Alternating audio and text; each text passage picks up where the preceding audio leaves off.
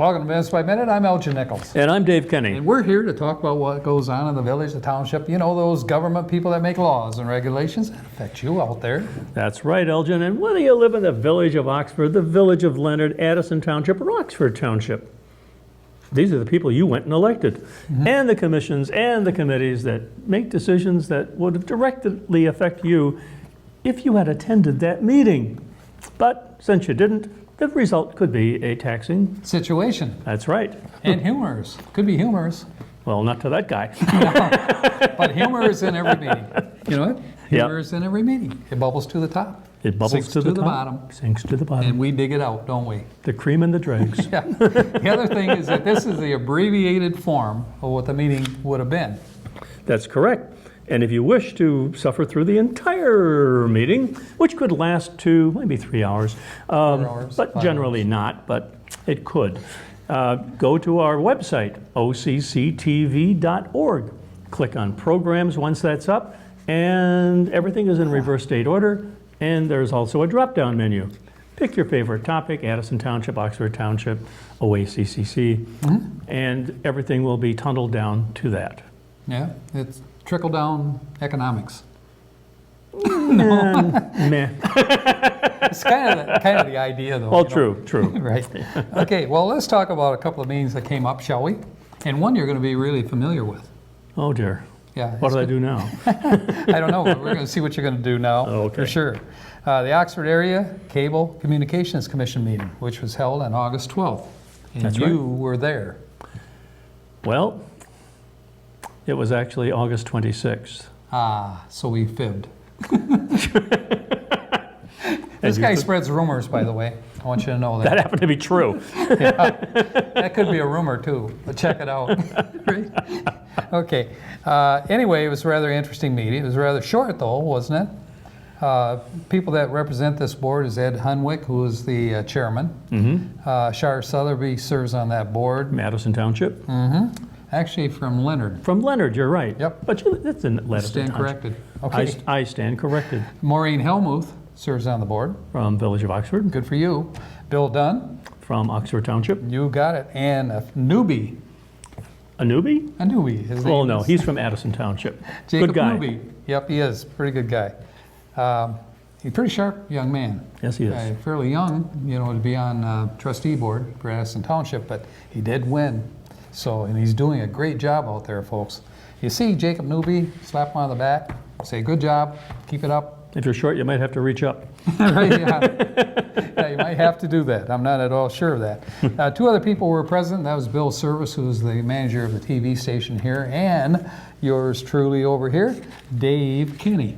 And And, Terry Stiles. Terry Stiles. Our production manager. Yep, executive producer, director. production manager. Yeah, that's what she would do, Okay. pretty much. She would do that, right? Yes. Okay, there we go. First time we ever agreed on anything, I think. I'm not sure. Check that stack of Roll it. yellows over there. Okay, anyway, so they did the pledge, of course, got the preliminaries pretty much out of the way. The agenda, they wanted to add an item to the agenda, which they did. Do you recall what that was? Here's where the tricky part comes in. He's going to make it up. What indeed was it? Yes, it would be that. It had to do with a program that we were producing out of Sullivan's Tavern. Yes, bars. The question And came up. it was called, It was called. that's what you're supposed to say. Oh, it is? Well, since you had a good run on this, I decided you just skid on down the hill. Oh, boy. Oh boy, he's right. But we'll get back to that because that was a rather interesting discussion about the program that we're talking about here that was put on the agenda. Minutes for June 24th, am I correct? Yes. Okay, they were approved immediately. Bills for 6/24 to 8/5.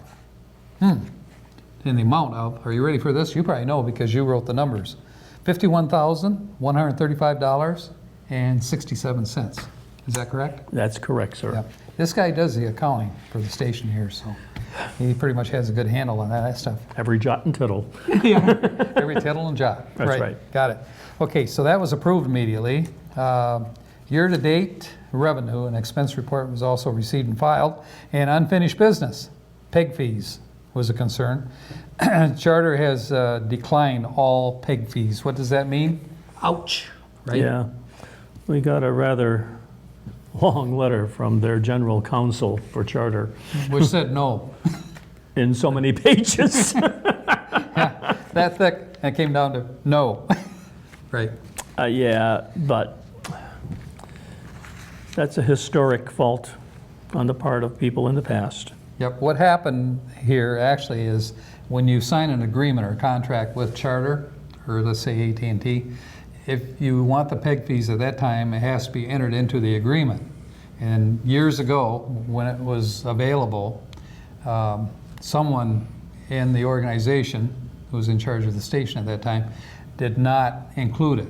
And if you're excluded from it, then when it comes time where you would like to have it, they review everything. They weren't excluded. We said we didn't really take the opportunity to get it. Yeah, well, you never got any money, so you're excluded from getting the funds. Well, once you've set that historic precedent, it's hard Right. to dig yourself out. Now, what happens to the people who did sign the PEG agreement? They continue to get it. Isn't that something? Uh-huh. That's why the thick attorney information that you received, from Charter, it all came down to no. But they had to jump through hoops. Oh, there was a lot of hoops that Charter put out there, and I recall doing an inventory for them in which they want to know, all of your capital expenditures yeah, and a budget for 5 years. that had to be included. All the information Oh, it was was- sent in only to get a big packet back that said no. No. They knew it was going to be no even before this came about, wouldn't you say? It seemed like a big delaying action is what it was. Yeah, it was. They were trying to hold us until it was too late. Right. And this all started when Governor Snyder approved a bill allowing Charter, to exclude And that, these that, fees. and that state bill also tied in directly to a ruling by the FCC Yep. that wasn't too favorable to PEG stations either. And in general, we may see a difference in our revenue coming in from franchise fees and what have you, probably in the third or fourth quarter of this year. Yeah, I'm pretty sure that'll happen. So, Yep, there it be. So we have to work from there. And if you folks enjoy our programming out here, you might want to send an email to the TV station to manager@occtv.org.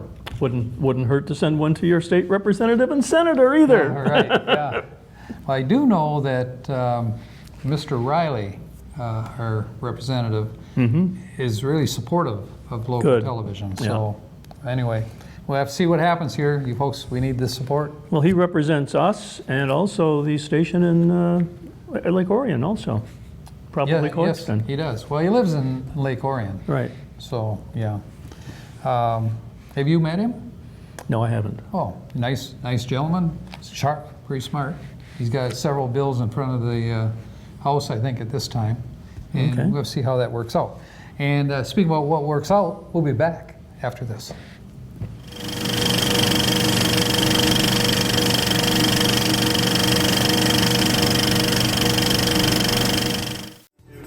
Hi, this is Dave Kenny. You can catch me on Auto Talk and Science in the News as part of Oxford News this week.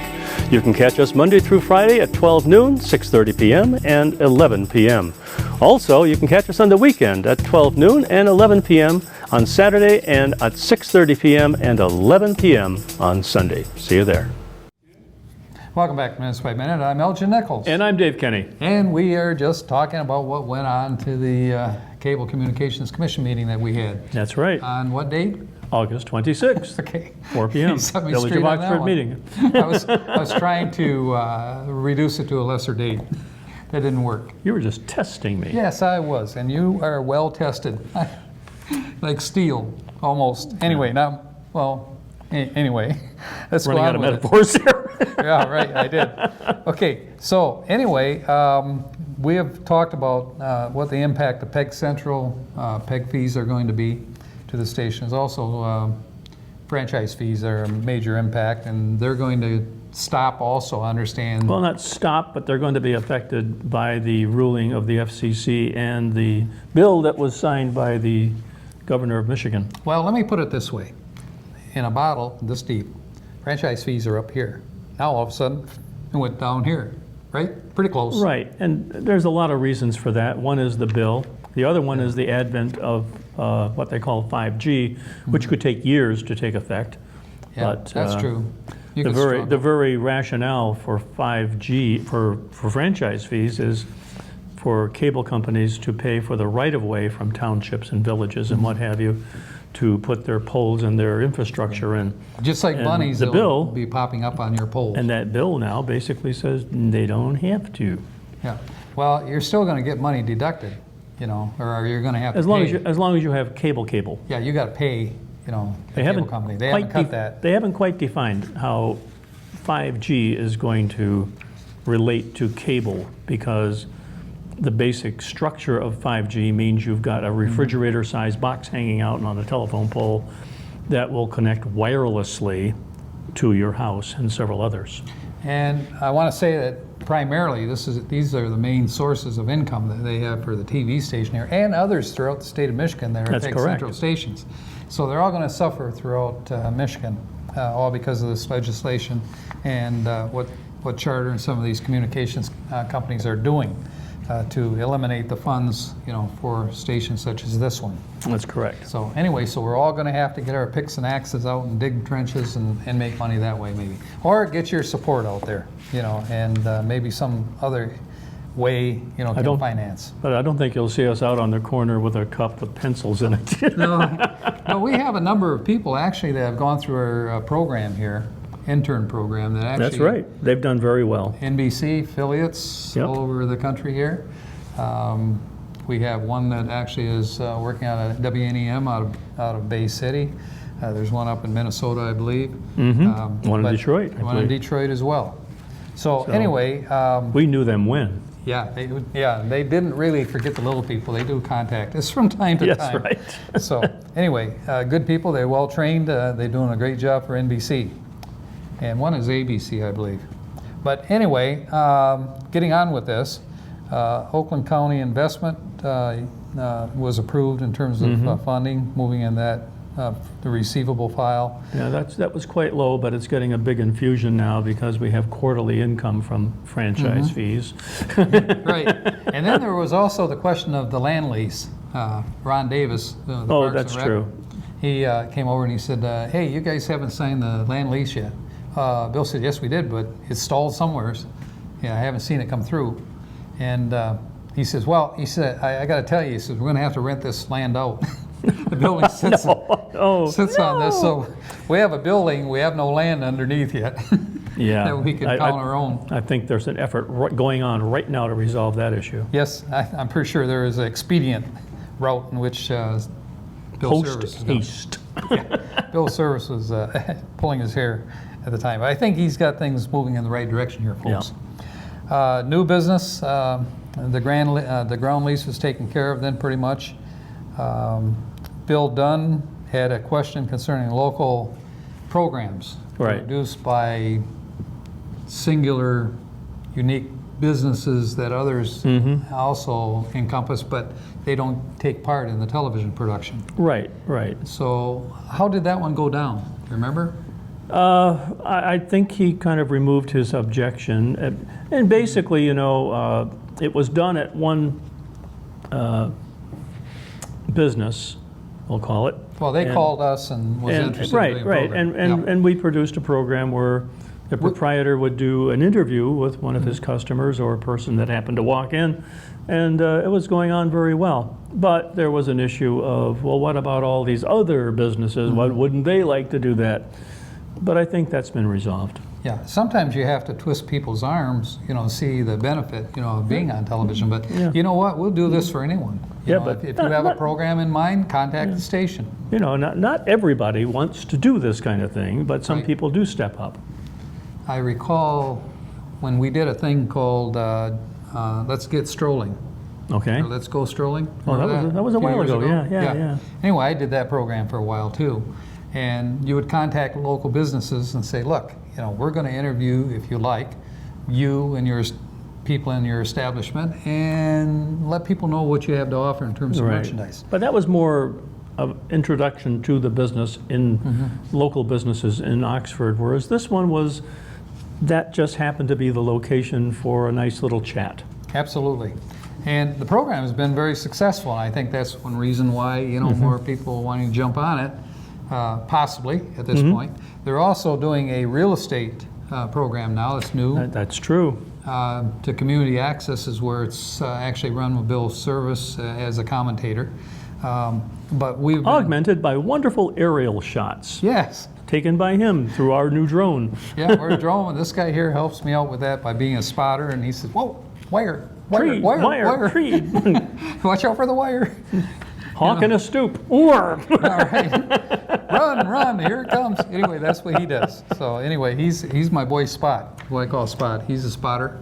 He does a pretty good job out there too. Here, Spot. Yeah, here's Spot, there's Spot, running back and forth. Anyway, you ought to see him leap and grab that drone. Yes, keep it out of trouble. All right, with that, we're talking about pretty much the conclusion of the meeting that went on there. Is there anything you want to add? No, you covered it pretty well. All right, then we're going to go on now to the Pollyant Trail meeting that they had. And the Pollyant Trail meeting was August 21st, and it was held in, Lake Orion. Okay. And it was held at their the village of Lake Orion, or no. the township of Lake Orion. That would be Orion Township. Or Orion Township. Okay. It would be one of those. Okay. They're all associated, interweaved. But it would be held at the administrative building. Yeah.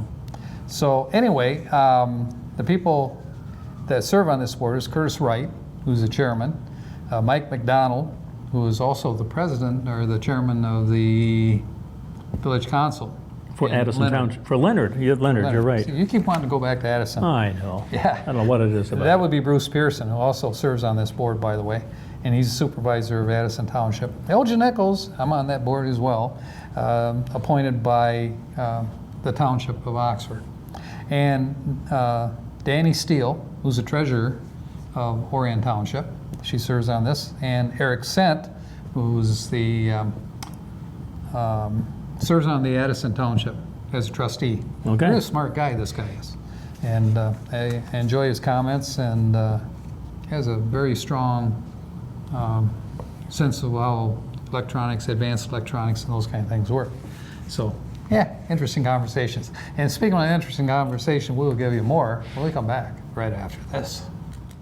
Have you mixed your pain meds, your sleep meds, your allergy meds? Call the Poison Helpline. Has your child swallowed household cleaner, a chip of paint, a wild mushroom? Call the Poison Helpline. Have you been bitten by a spider, a snake, an insect? Call the Poison Helpline. Poisonings can happen at the home, on the job, or in the great outdoors.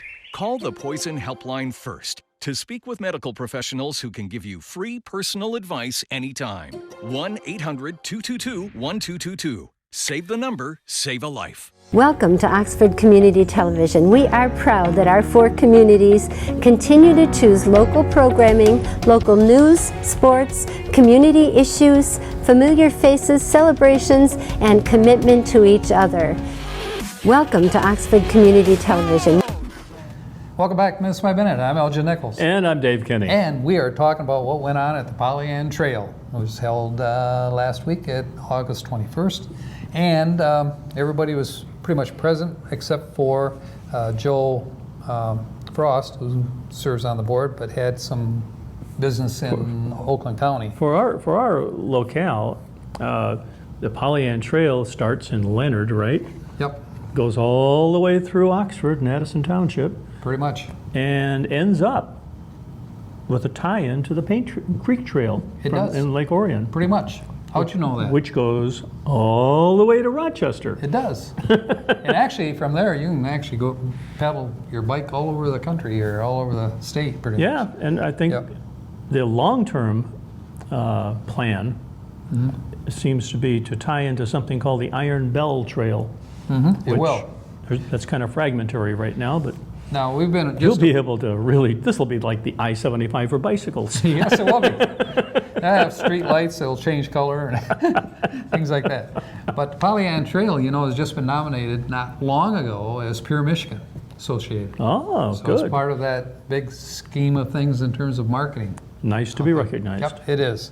One person was missing, and that would be Aaron Watley, who was the Parks and Rec for Orion Township. Okay. So, but nice guy. He's going to be gone for the next couple meetings, I think, at least. Then the first thing that they came up with was a report, trail manager's report from Linda Moran. She had a number of things that she wanted to talk about here, and it was, first of all, was the Leonard Fountain. I don't know if you're aware, but they have a water fountain there Where? near the Pollyant Trail and where the mill is that they're working on. A fountain or a drinking fountain? A drinking fountain. Okay. Yep. You're riding your bike along. Oh, I'm thirsty. I'm going to go to Leonard and I'm going to get a drink. Got to jump in this fountain. No, that's what happened. They actually had to check the water purity there. They had some issues, and so the health department, you know, they've been purging the system and checking, you know, make sure the water is fine. Is it So basically you folks just be glad- is it basically just tied into a well? It is. Okay. So, and that's, you know, quite frequently you have to, you know, check and make sure Sure. it's okay. So, and by the way, the water is great over there. You're not going to have any problems. So, the state health people that coordinate this were... DEQ? Yeah, I don't know if it's under DEQ or not. Could be. Could be Health Department, State of Michigan. Okay. But anyway, according to the supervisor over there in Leonard, Mr. McDonald? Mr. McDonald, he said he's had no issues with that. But he said, boy, he said Oakland County has been a bugger to deal with. But he said it's pretty much on the way now. So Okay. that's an issue that's going to be pretty much resolved. All the paperwork. Yeah, all the paperwork and fresh water. Gate on the trail. Mr. Lang, who's the owner of certain property, had a gate that was encroaching on the Pollyant Trail and was asked to remove it by the... Was that installed after the Pollyant Trail was built? Oh, yes. Oh, Ew. And- no grandfather there. Right. Of course, that property is owned by the DEQ.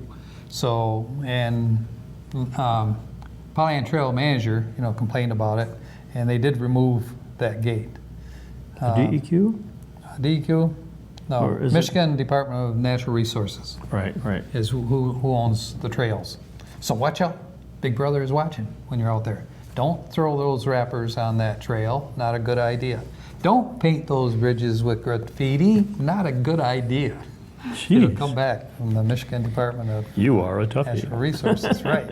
Another one that they had an issue with was Wood Trail stairs. The guy built these stairs on the Wood Trail. Is that where they had the sinkhole? Yeah, Okay. they did. All right. But this guy decided he was going to put some stairs from his property over to the trail. That again is a no-no. Can't do that. And again, using the Why did he need a trail stairs? property. Well, he felt, you know, because it was Is he on a hill. He's on a hill. And he okay. brought it down from his property. He also cut trees or bushes and everything. Well, I guess he could tie a rope onto one of his trees and swing onto it. I don't know. Well, he cut the trees down, Oh, which well. was another problem. And then it left the okay. brush, you know, alongside the trail. So that was an issue. This has been ongoing. He did, several calls were made to him from the manager. And she got a visit from Jim Latola, who is the inspector, you know, the guy that comes in and says, you can't do that, gives you a citation, you know, that kind of stuff. And also a letter from Kevin Kiko, I believe his name is, from the Michigan Department of Natural Resources, and they said, get that out. And they You did. seem to They have removed left out it an pretty much. adverb or an adjective Right. there. So they did tear the stair out, at least a ways. I They see. tore it out. I And see. the brush still remains, but Linda Moran says she'll find a way to get rid of that. I So see. she's not really that concerned. Graffiti was another problem on some of the bridges. And actually, Curtis Wright cleaned up some of the bridges. And this has been going on for some time on Pollyant Trail. It gets a little aggravating. They apparently don't like the color of the bridges, so they keep wanting to put graffiti on it. What you folks out there don't realize. Well, that's a problem in any place, any municipality. whether it's a private building or a public building. Right, but you folks that are doing this out there, painting your own little pictures and whatever, you don't realize it, but they do move cameras around. So eventually you're going to get caught. And when you do, it could be a nasty thing, not a good Well, thing. the fact that you have to go in and repair it takes money away from doing other good things that, Polly Ann Trail could benefit by. That's absolutely right. North of Clarkson Road, south of Jocelyn, they had a bridge area that was also graffitied, and so that was painted over. They had to do that. Boy Scouts, they have a couple of projects that the Boy Scouts are interested in. One is Ethan Van Amstel, and he's going to do a bench and birdhouses. And let me see, what is he going to do? Bench location is Indianwood Road. Birdhouses, varied locations. They're going to put it all over the Okay. place. That's pretty much where the Polly Ann Trail ends. Right. And so what they need to do is approve this to go forward with it. And of course, volunteer. He's going to get it financed, by donations, that kind of thing, having bottle, pickups and that kind of stuff. And materials, I understand that Home Depot is going to pitch in to give them a hand with it. Nick Bennett is another project, and again, he's a Boy Scout, and he's going to do Pocket Library from Orion Township Library to Indianwood Road, and is where he's going to place them. And it looks like he's going to go with a couple of these to begin with. They're pretty good size. Are you familiar with these Pocket I Libraries? think I've seen one in Lake Orion where you can just add a book or take one away. Yep. And you just pass it on when you're done, to another small library, and they do the same thing. So it's a pretty nifty thing. And they have one of these in Oxford Village as well. I don't know if you're aware. Almost like Centennial- that little penny jar you see in restaurants. I was in Toledo once, and they had one of those little I penny... saw your hand on it. I know. They had one of those little penny jars and had a sign. It said, have a penny, give a penny. Yeah. Need a penny, get a job. Is that what it said, huh? That's what it said. Well, speaking about getting a job, what do you got coming up? I see. On 9/9 at 7 o'clock, the Village of Leonard Council will be meeting. And on 9/10 at 6 o'clock, the Addison Township Planning Commission. And at 7 o'clock that same day, the Village of Oxford Council. On 9/11 at 6:30, the Oxford Township Board of Trustees, one of your favorites.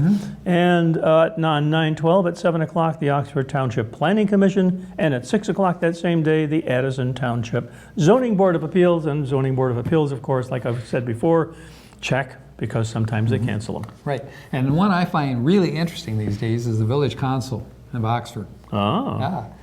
You know what the major issue is? Chickens. If you want chickens, show up. If you don't want chickens, show up. I thought your favorite was marijuana. Well, that the state passed. Nobody can do anything about that, but there are certain limitations. But local municipalities have to make a decision on it. Right. Have they? Yes, pretty much. They're going to. It will be. There's an ordinance in place. They're Is that going to be like- in place in September. Check is in the mail? Check is in the mail. Oh, I see. For the village. Now, it looks like it's going to be, I'm trying to think of what the road is, where the manufacturing section of Oxford is. Glassby or Glassby. Industrial Drive? Industrial Drive is going to be the area. Okay. And because it seems to fit into the criteria in terms of distance requirements. All right. So, that being said, I'm Elgin Nichols. And I'm Dave Kenny. Catch you next time right here on Minutes by Minute. See you then.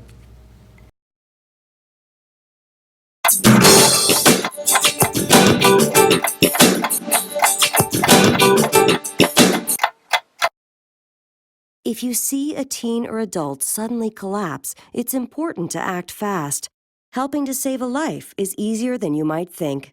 Just start hands-only CPR. The first step is to send someone to call 911 or call 911 yourself. Then get directly over the victim. Put the heel of one hand in the center of the chest, then put your other hand on top of the first. Then push hard and fast in the center of the chest until help arrives. It's important to push at a rate of at least 100 beats per minute, which is about the same tempo as the song Stayin' Alive. Let's hope you never have to use hands-only CPR, but if you see a teen or adult suddenly collapse, don't be afraid to try it. Remember, call 911, then push hard and fast in the center of the chest until help arrives. Your actions can help save a life. To learn more, call 877-AHA-4CPR or visit heart.org/hands-only CPR.